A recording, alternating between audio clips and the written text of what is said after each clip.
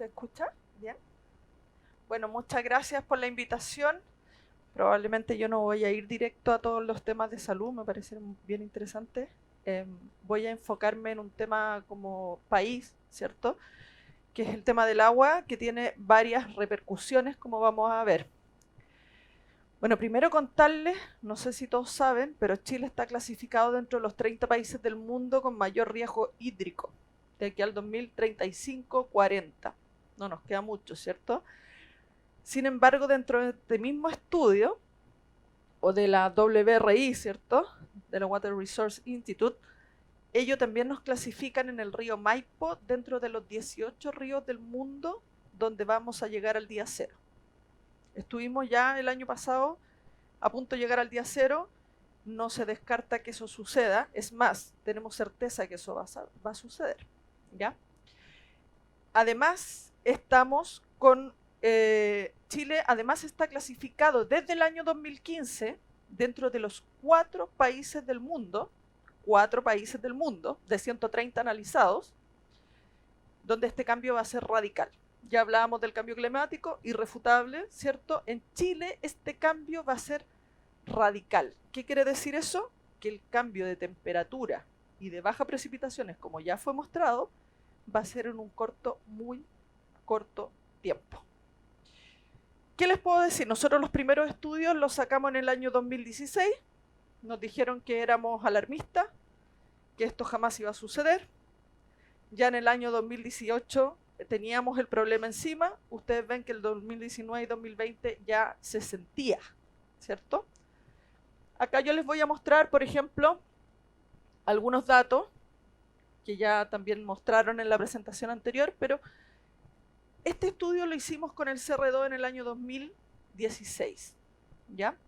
Nosotros lo que queríamos saber era la sequía meteorológica, que es distinta a la sequía que uno siente. La sequía meteorológica viene manifestándose del año 2000 en Chile. O sea, del año 2000 nosotros ya sabemos que veníamos con esta situación, ¿cierto? ¿Qué significa? Que los datos climáticos pueden manifestarse 10, 15 años antes de que ocurra la situación.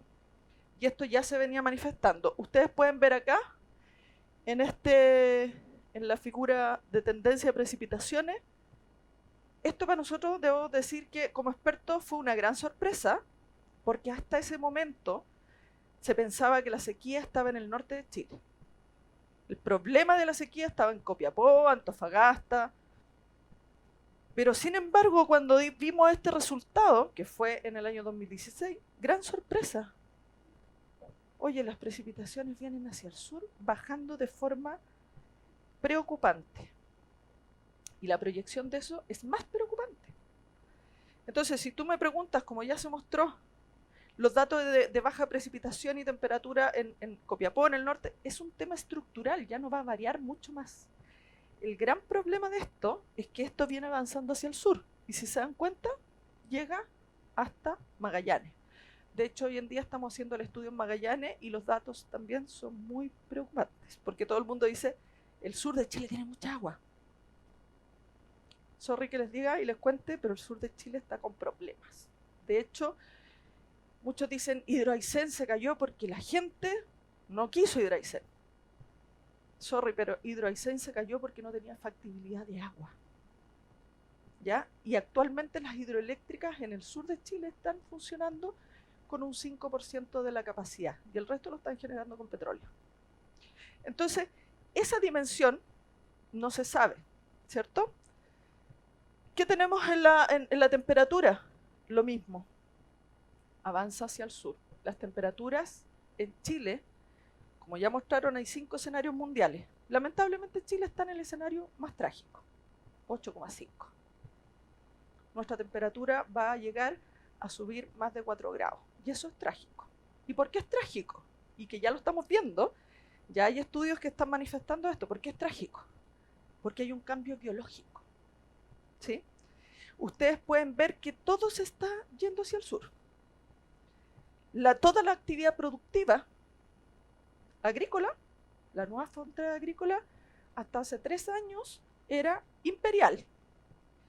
Hoy la nueva frontera agrícola es Aysén. ¿ya? Hay un cambio productivo.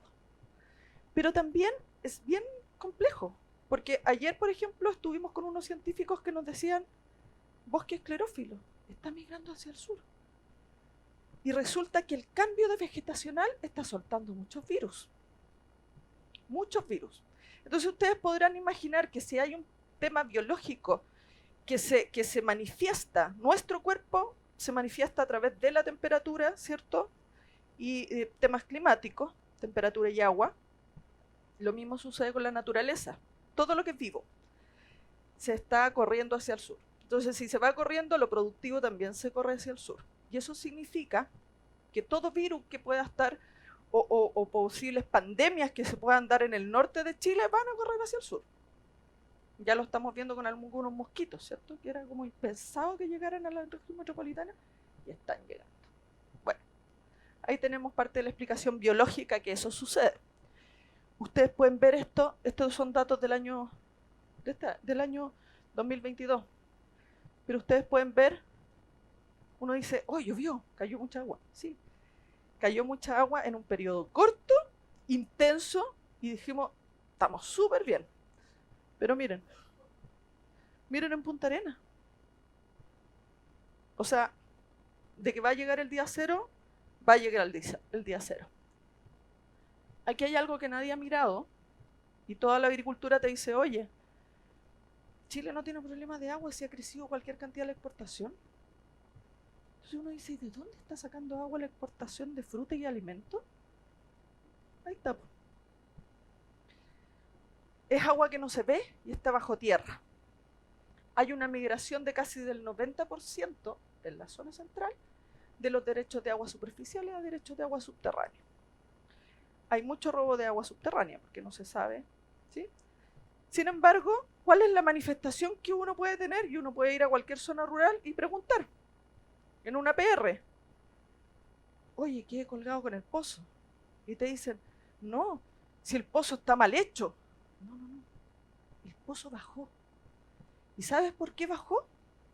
Porque resulta que el pozo es un acuífero grande compartido entre muchos que sacan.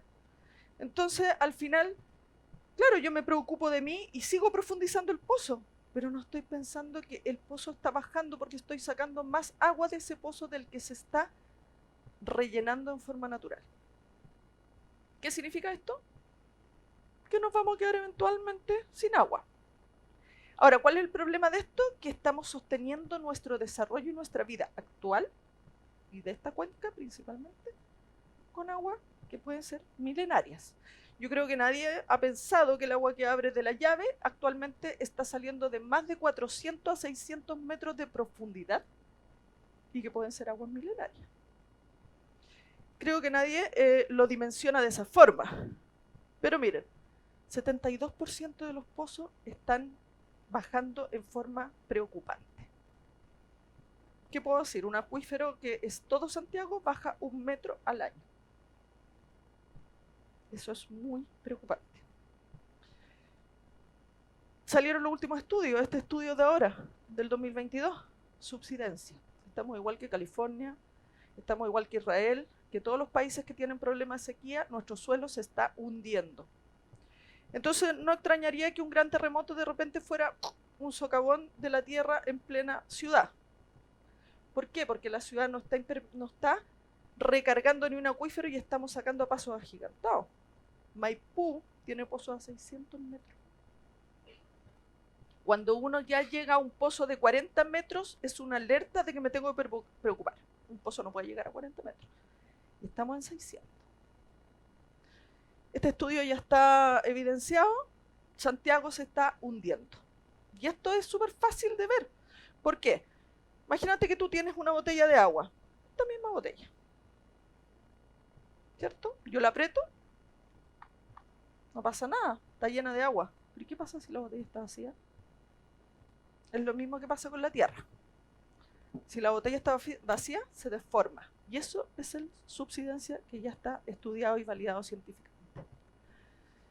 Acá están un poco los datos. El río Maipo está en el número 9 desde los 18 ríos del mundo. O sea, día cero vamos a tener en Chile, se los aseguro. Y este estudio también es del año pasado. 35% del acuífero del Gran Santiago sobrepasa los derechos de agua. O sea, tenemos 35% más derechos de agua otorgados legalmente por el Estado que la capacidad de recarga del acuífero. Y ahí tenemos otro problema, que es legal. ¿Cuáles son las principales causas que se han estudiado? 44% del problema está evidenciado en gestión hídrica y gobernanza. Nosotros todos decimos, la Dirección General de Agua es la institución que ve el tema de agua. Sorry, pero la Dirección General de Agua corresponde a una de las 56 instituciones en Chile que toman decisiones respecto al tema de agua. ¿Y qué decisión toma? Derecho de agua. Entonces, nosotros no tenemos una institucionalidad que dirija el tema de agua y coordine a todos los demás. Todos toman decisiones. Todos toman decisiones y decisiones erradas. Tenemos instrumentos que nos juegan en contra del lado hacia el camino que tenemos que ir. ¿Qué nos dice esto? Todos dicen, esto es problema del cambio climático. 17% de las causas corresponde a cambio climático y 83% corresponde a temas antrópicos. O sea, está en nuestras manos hacer algo. En pocas palabras. Nosotros, bueno, hicimos el último estudio donde voy a mostrar algunos resultados. Está publicado en la página web de Escenario Hídrico, todas las publicaciones, hay varias. Esto fue un proceso de más de 700 instituciones que participaron en este estudio y elaboración. Y tuvimos que construir algunas herramientas para poder dar respuesta a lo que queríamos saber. Porque resulta que de todos los estudios, de todos los análisis que tenemos en Chile, no sabíamos algo súper simple. ¿Cuál es nuestra brecha hídrica? ¿Cuánta agua estamos sacando y cuánta agua tenemos? Una pregunta súper simple. No teníamos respuesta, porque no existían los instrumentos ni la data correcta para responder eso. ¿Qué hicimos? Trabajamos primero en el cambio de uso suelo. ¿Y por qué el cambio de uso suelo? Porque resulta que los estudios nos han dicho que el ciclo hidrológico depende de la naturaleza. Y eso ya está corroborado. O sea, si nosotros queremos superar la crisis, tenemos que preocuparnos del ecosistema. Y aquí en el caso de la zona central, el bosque esclerófilo aporta mucha agua. Y lo que está sucediendo es que miren la cantidad de expansión urbana sobre bosque nativo que hemos tenido en los últimos 20 años. Acá no hay evaluación. Acá te dicen, ya, bota el ecosistema y planta arbolitos nuevos. El plantar arbolitos nuevos consume más agua durante los 10 primeros años que es lo que aporta. Entonces, no es lo mismo. No es lo mismo. En el caso del Maule, ustedes pueden ver las plantaciones forestales, todo lo que está en rojo. 205.000 hectáreas, a pesar de que en el año como 90 se prohibió el reemplazo. Pero aquí uno puede ver todo lo rojo como ha aumentado en los últimos 20 años. ¿Cuál es lo importante de la plantación forestal? Hay otro estudio que nos dice que la plantación forestal puede consumir lo mismo que un bosque nativo en condiciones normales. El problema es que cuando le subes 1 grado de temperatura al bosque forestal, su consumo de agua es exponencial. Y acá lo grave de este estudio es que nos dimos cuenta que el bosque forestal actual que existe se sostiene y la cantidad de agua caída no alcanza para sostenerlo. Entonces la pregunta es, ¿de dónde está sacando el agua para sostenerse? Esa pregunta todavía está en investigación, pero claramente evapotranspira mucho más agua que la que cae de precipitación, por lo tanto tiene que estar sacando agua de algún lado. En el caso de acuífero, todos estos estudios están publicados, por si alguien quiere verlo. También lo mismo, aquí ustedes pueden ver que tenemos una recarga promedio en el río Maipo, pero un poco lo que ya les dije, hay 35% más derechos otorgados que la capacidad de recarga. Por lo tanto, vamos a la baja, nos estamos comiendo nuestras propias reservas de agua. Construimos un índice de seguridad hídrica para saber cómo se movía este problema. Y acá nosotros podemos ver que depende de cada cuenca. Uno no puede decir que una cuenca es igual a otra. Por ejemplo, en el caso del Maipo, ustedes pueden ver que hay subcuencas que se mantienen en rojo durante todo el año. Ustedes me preguntan qué soluciones hay ahí. Bueno, lamentablemente, poniendo todas las soluciones sobre la mesa, no logramos llegar a cubrir la brecha que hoy tenemos. Entonces, por eso yo les aseguro que el día cero va a llegar. En el caso del río Maule es más fácil. ¿Por qué? Porque ustedes se dan cuenta que aquí es temporal, no es por subcuenca. El problema es temporal, básicamente el riego.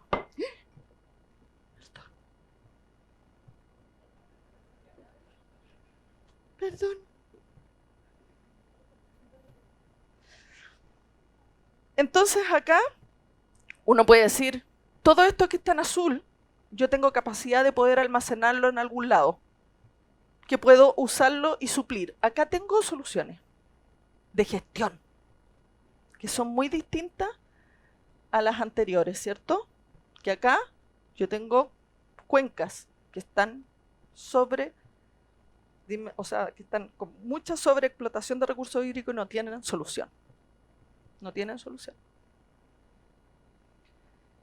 Uno dice, la desaladora.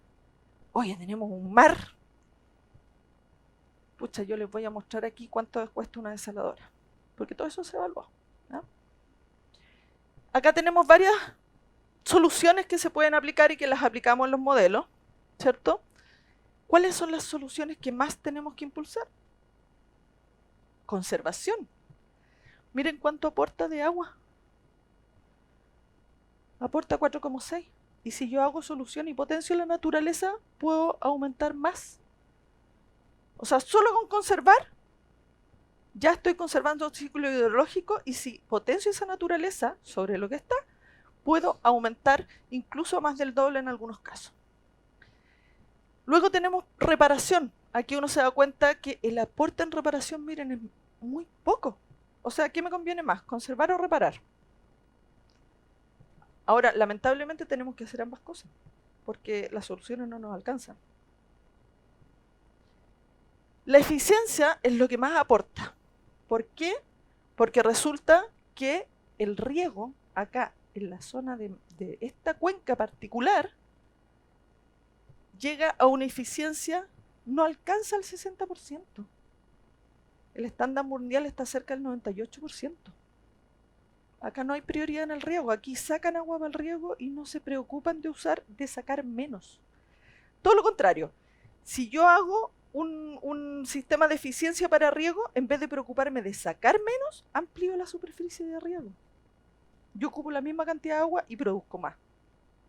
Entonces, esa lógica es la que está un poco detrás también del problema, ¿cierto? 89% del consumo de agua en esta cuenca es agrícola. Aguas residuales se pueden usar, por supuesto, siempre es una fuente, pero es mínima. Ahora, acá yo les quiero mostrar un poquito la curva de abatimiento. Este es el conjunto de soluciones para abordar la brecha hídrica del Maipo. Como ustedes se pueden dar cuenta, no es una, son muchas. Sin embargo, así todo no abordamos la brecha hídrica. Aplicando todas las soluciones, igual quedamos con brecha. Entonces, acá ustedes pueden ver que las soluciones basadas en la naturaleza aportan un 18%. No es poco, pero en el fondo, esas son las únicas que nos van a ayudar con el cambio climático. A paliar el tema de la temperatura y a reparar el ciclo hidrológico. ¿Por qué? Porque es tal el deterioro de nuestra cuenca que ya tenemos el ciclo hidrológico tan deteriorado que las precipitaciones van a seguir bajando. Y las soluciones basadas en la naturaleza dependen de las precipitaciones, por eso que es bajo. Entonces el mayor aporte acá de agua lo tiene que hacer la agricultura. Pero ellos tienen que bajar su consumo y no crecer. Y ahí está la ecuación que hay que modelar. Una gran ecuación. Si ustedes se dan cuenta, miren la inversión, 8% de inversión en soluciones basadas en la naturaleza. 19% de la inversión va a eficiencia, que aborda el 73% de la brecha. Si nosotros pusiéramos en la cuenca Santiago una desaladora, mega desaladora, de 4 metros cúbicos por segundo, que es la que dicen que soluciona todo, miren, 73% de la inversión y solo aporta un 9% a la brecha. Esa es la dimensión de la desaladora. ¿Y cuál es el problema de la desaladora? Que aquí está el gran consumo, en los sectores productivos que no pagan por el agua. La desaladora te va a hacer pagar a ti, ciudadano, un 70% más por consumir agua. Entonces la pregunta es, ¿a quién le pongo la desaladora? ¿A la ciudadanía o a quienes usan el agua? En el Maule ustedes pueden ver que las soluciones basadas en la naturaleza aportan mucho más porque hay mucho más agua. Entonces ahí la inversión es más baja. Y acá la mega desaladora aportaría un 1% y se lleva el 93% de la inversión. Entonces, ¿qué les puedo decir? La desaladora no es la solución. ¿Ya? Y si todos quieren pagar un 70% más del precio de lo que cuesta el agua potable, bueno, claramente, pero yo diría que es mucho más factible que nosotros usemos el agua natural y que sea el sector productivo el que migre hacia el agua desalada, no nosotros. Bueno, y un poco eso son las conclusiones. Ahí tienen todas las publicaciones que pueden ir viendo. Más de 200 soluciones están publicadas aquí en este manual, que le llamamos Más Seguridad Hídrica. Y ahí ustedes pueden verlo. Muchas gracias. Bueno, Claudia, muchas gracias por tu presentación, ha estado muy interesante y dejo abierta si alguien quiere hacer alguna pregunta. Por allá.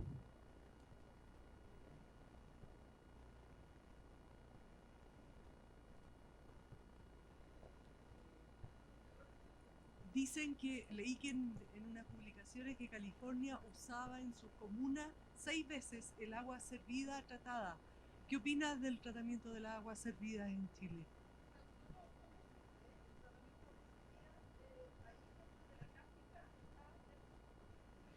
El tratamiento de agua servida está en el casillero junto con la desaladora. Entonces, claro, está como nuevas fuentes de agua, ¿cierto? Lo importante de eso es que el agua de reuso siempre es una solución no regret.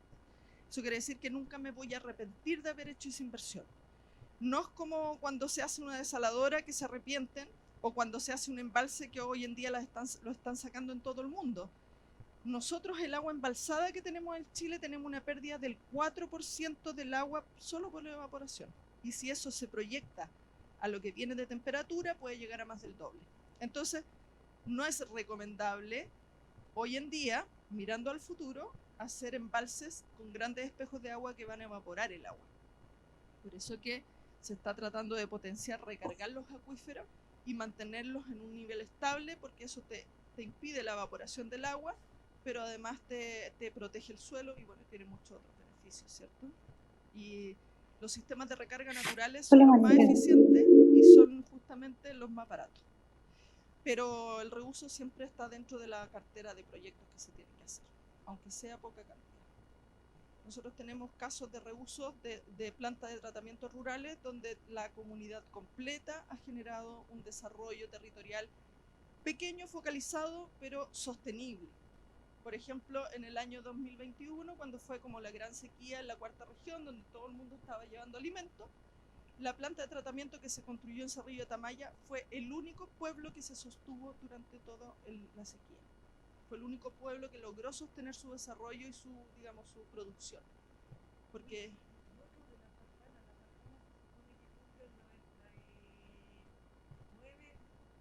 pero son de la zona urbana.